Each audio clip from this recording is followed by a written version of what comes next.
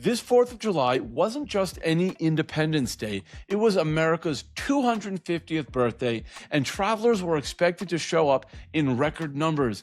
Back in June, AAA projected 72.2 million Americans would travel at least 50 miles from home for the July 4th holiday week. And guess what?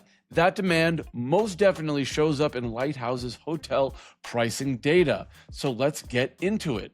We wanted to have some fun and see what markets generally garner the largest July 4th pricing premiums. So what we did was, across all US destinations, compare actualized hotel pricing for July 4th weekend to pricing for each destination on an annualized basis.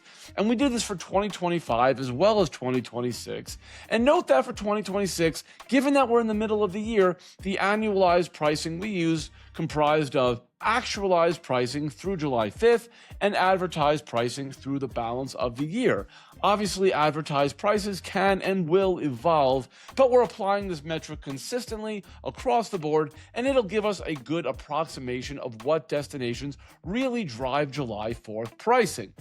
So, leading the charge for 2026 was Ocean City, Maryland at 286% of its annual average. That was up from 273% in 2025 when Ocean City ranked second behind only South Padre Island, Texas.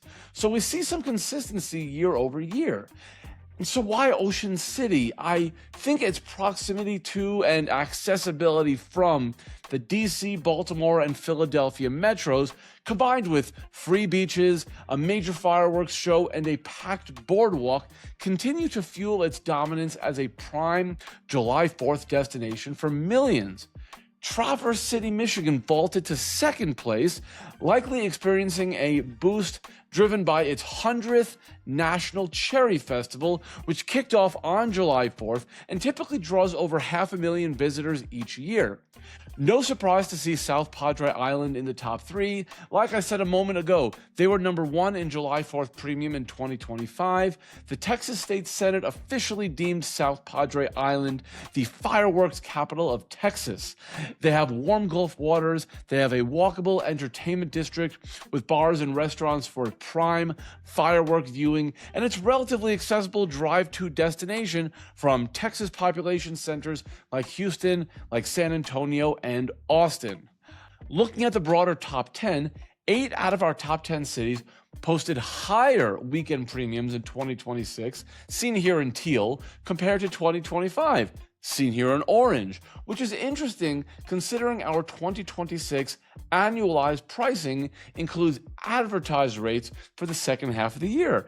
And with half the year being advertised, you'd expect actualized prices to come down a bit, and that in turn would push the July 4th premium even higher. Rapid City, South Dakota surged from 168% in 2025 to 234% this year, likely driven by America 250 patriotic tourism to nearby Mount Rushmore. And Panama City, Florida, not to be confused with neighboring Panama City Beach, which also made the top 10 separately, climbed into the top 10 in 2026 as well, with both Gulf Coast destinations benefiting from the Panhandle's draw as a major July 4th fireworks and festival hub. Now, on the flip side, Boulder, Colorado fell dramatically from 233% to just 133% this year, which I believe is still some aftermath from the city officially ending its annual fireworks display a couple of years ago, largely due to wildfire risks. So, for hoteliers, the data reinforces that holiday pricing power is strongest where there's a clear demand driver, whether that's beach proximity, a landmark like Mount Rushmore, or just the kind of historic significance that events like America 250 amplify. Markets that lost a draw, like Boulder's fireworks, saw their premiums compress. So, know your demand drivers. Understand if those drivers are the types of drivers that induce July 4th demand. July 4th is definitely a holiday that caters to drive-to markets, so destinations that can draw from multiple population centers have a big leg up in this regard. Know your market, know who's coming, and know why they are coming. what is the draw? These are the keys to truly understanding when you have the power to drive right. Thanks as always for watching. My name is Blake Reiter, and thank you for tuning into the Spotlight podcast. We will see you back here next week for another Lighthouse Quick Take.